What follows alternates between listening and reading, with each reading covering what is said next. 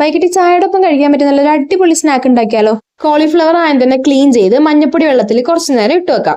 എന്നിട്ട് നമ്മൾ കഴുകി വൃത്തിയാക്കിയിട്ട് കുറച്ച് ചൂടുവെള്ളത്തിൽ കുറച്ച് ഉപ്പിട്ട് ഒന്ന് തിളപ്പിച്ചെടുക്കാം. ഇനി അതിന് വെള്ളം പോകാനായിട്ട് മാറ്റി വെക്കാം. അപ്പോഴേക്കും നമുക്ക് മാവ് റെഡിയാക്കാം. ഒരു പാത്രത്തിലേക്ക് കുറച്ച് മൈദപ്പൊടി, പിന്നെ ക്രിസ്പിനെസിന് വേണ്ടി ഞാൻ എടുത്തേക്കുന്ന റവയാണ്. നിങ്ങൾക്ക് വേണമെങ്കിൽ അരിപ്പൊടിയോ കോൺഫ്ലവറോ എടുക്കാം. പിന്നെ കുറച്ച് മുളക് പൊടി, മഞ്ഞപ്പൊടി, മല്ലിപ്പൊടി, കുറച്ച് സാമ്പാർ പൊടി, പിന്നെ കുറച്ച് കായപ്പൊടി, ഉപ്പ്, ഇതെല്ലാം കൂടി ചേർത്തിട്ട് നമ്മൾ പഴംപൊരിയുടെ ഒക്കെ ഒരു മാവില്ലേ അതേപോലെ ഒന്ന് വെള്ളം ചേർത്ത് കലക്കിയെടുക്കാം. ഇനി ഈ ഒരു മിക്സ്ചറിലേക്ക് നമ്മുടെ നേരത്തെ വെള്ളം ഊറ്റി വെച്ചിരിക്കുന്ന കോളിഫ്ലവർ ഇല്ലേ അതിട്ടിട്ട് നന്നായിട്ട് മിക്സ് ചെയ്ത് കൊടുക്കാം. കുറേ പേര് എന്റെ ചാനൽ ഇതുവരെ സബ്സ്ക്രൈബ് ചെയ്യാതാണ് വീഡിയോ ഒക്കെ കണ്ടുകൊണ്ടിരിക്കുന്നത്. അപ്പൊ അങ്ങനെയുള്ളവർ ചാനലൊന്ന് സബ്സ്ക്രൈബ് ചെയ്ത് എന്നെയും കൂടി ഒന്ന് സപ്പോർട്ട് ചെയ്യാട്ടോ. നന്നായി മിക്സ് ചെയ്തതിന് ശേഷം ഒരു 10-15 മിനിറ്റ് റെസ്റ്റിന് വെക്കാം.